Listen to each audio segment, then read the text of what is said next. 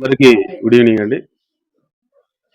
నిన్నటి దినము ఆదోనిట్ పట్టణంలో ఆదోన్ 3 టౌన్ పోలీసులు అయినటువంటి మాకు రాబడిన సమాచారం మేరకు ఆదోని పట్టణంలోకి వచ్చినటువంటి పెద్ద మొత్తంలో క్వాంటిటీ కర్ణాటక మద్యాన్ని మేము సమాచారం ద్వారా పట్టుకోవడం జరిగింది. దాని వివరాల్లోకి వెళ్తే నిన్నటి సాయంత్రం 5 గంటలకు మాకు సమాచారం వచ్చింది.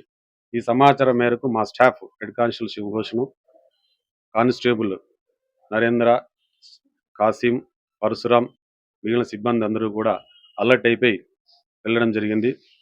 మాకు ఆదోని టౌన్లో రామ్జల్లా రోడ్లో గల పార్కు దగ్గర ఒక ఇంటి దగ్గర అశోక్ లేలాండ్ టెంపో ట్రావెలర్ బండి నెంబర్ AP21TE2680 బండిలో కర్ణాటక నుంచి పెద్ద మొత్తంలో క్వాంటిటీ వచ్చింది. అక్కడ ఇంట్లో డంప్ చేస్తున్నారని సమాచారం జరుగుతూ వెంటనే మేము వాడికి పోవడం జరిగింది. మమ్మల్ని చూసినటువంటి అక్కడ ఆ క్వాంటిటీకి ఆ సరుకు సంబంధించిన 3 వ్యక్తులు పారిపోవడానికి ప్రయత్నం చేసినారు. మా సిబ్బంది సాయంతో వాళ్ళని పట్టుకొని ఒకరిని పట్టుకున్నాము, ఇద్దరు తప్పించుకున్నారు.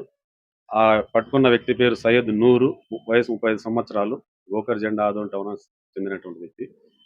పారిపోయినటువంటి ఇద్దరు వ్యక్తులు సయ్యద్ చాంద్, బోయ రాఘవేంద్ర, వీళ్ళిద్దరిగా దొరకాల్సింది. వీళ్ళని పట్టుకొని మనం అక్కడ ఉన్నటువంటి క్వాంటిటీని సీజ్ చేసుకొని రావడం జరిగింది. మాకు మొత్తం 51 బాక్సులు, 51 అటువంటి కార్టూన్ బాక్సుల్లో మొత్తం 4608 టెట్రా ప్యాకెట్లు కర్ణాటక మద్యాన్ని సీజ్ చేయడం జరిగింది. మాకి ఇవి 90 ml 180 ml క్వాంటిటీలో ఒరిజినల్ చాయిస్ విస్కీ టెట్రా ప్యాకెట్లు కావచ్చు, ఓల్డ్ ట్రావెన్ విస్కీ టెట్రా ప్యాకెట్స్ కావచ్చు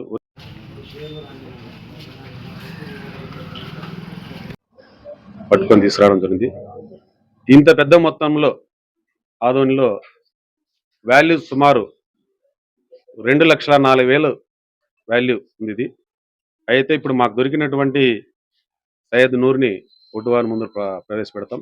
మిగతా ఇద్దరు పట్టుకోవాల్సి ఉంది. ఇది ఇంత పెద్ద మొత్తంలో ఆదోని పట్టణంలో రావడానికి ఎవరు సాయం చేసినారు, ఎక్కడి నుంచి వచ్చింది, ఆదోని పట్టణంలో ఇంకా దీంట్లో ఎవరెవరు రాష్ట్రం ఉందనేది దర్యాప్తులో మిగిలిన వాళ్ళు పట్టుకున్న తర్వాత వివరాలు తెలుస్తాయి. వీళ్ళందరినీ కూడా ముద్దాయిలుగా చేర్చడం జరుగుతుంది. కర్ణాటకకు సంబంధించిన వ్యక్తులు కావచ్చు, యాదనులు ఇంకా వేరే వాళ్ళకి రాష్ట్రం ఉందో వాళ్ళందరినీ ముద్దాయిలుగా చేర్చడం జరిగింది. నేను మీ ద్వారా ప్రజలకు తెలియజేసేది ఏమిటంటే, ప్రజలు కావచ్చు, ఇట్లాంటి అసాంఘిక సోషల్ ఈవిల్స్ కి మద్దతు ఇస్తున్నటువంటి వ్యక్తులు కావచ్చు, నేరాన్ని పాల్పడుతున్న వాళ్ళకి తెలియజేయడం ఏంటంటే, మనకి ప్రభుత్వం మారింది, పోలీసులు అధికారులు అందరూ కొత్త వాళ్ళు వచ్చినారు. జిల్లా ఎస్పీ గారు కూడా కర్నూలుకి బిందు మాధవ్ సార్ వచ్చారు. మాకు నిరంతరం సార్ ఇన్స్ట్రక్షన్స్ ఇస్తూనే ఉన్నారు. మా SDPO సోమన్న సార్ కావచ్చు, మేమందరూ కొత్తగా వచ్చిన ఇన్స్పెక్టర్లు కావచ్చు, ఆదోన్లో ఉండేటువంటి ఆదోనికి ఒక పాత ఒక హిస్టరీ ఉంది. మటకా కావచ్చు, క్రికెట్ బెట్టింగ్ కావచ్చు, సారా కావచ్చు, ఈ టెట్రా ప్యాకెట్ లిక్కర్ కావచ్చు, ఇక్కడ ఎక్కువ ఉందనేది దీని మీద ఎప్పుడు మేము నిఘా పెడుతూనే ఉన్నాం. దాంట్లో భాగంగానే మాకు ఈ సమాచారం రావచ్చింది. మాకు ఇన్ఫర్మేషన్ ఇచ్చిన వాళ్ళకు కూడా మేము తగిన వాళ్ళకి గౌరవం ఇస్తూ వాళ్ళ ఇన్ఫర్మేషన్ గోప్యత పాటిస్తాం. వారికి కూడా తగిన పారితోషికాన్ని కూడా ఇస్తాము. మేము ఇలా కేసులు పెట్టడమే కాదు, దీన్ని మళ్ళీ ఫర్దర్ రిపీట్ చేయకుండా అవసరమైతే వీళ్ళు ఇది వరకు కూడా ఏదైనా కేసులో ఉంటే PD యాక్ట్ కూడా ఆఫీసర్ల నోటీస్ తీసుకెళ్లి PD యాక్ట్ పెట్టడానికి కూడా మేము రికమెండ్ చేస్తాము.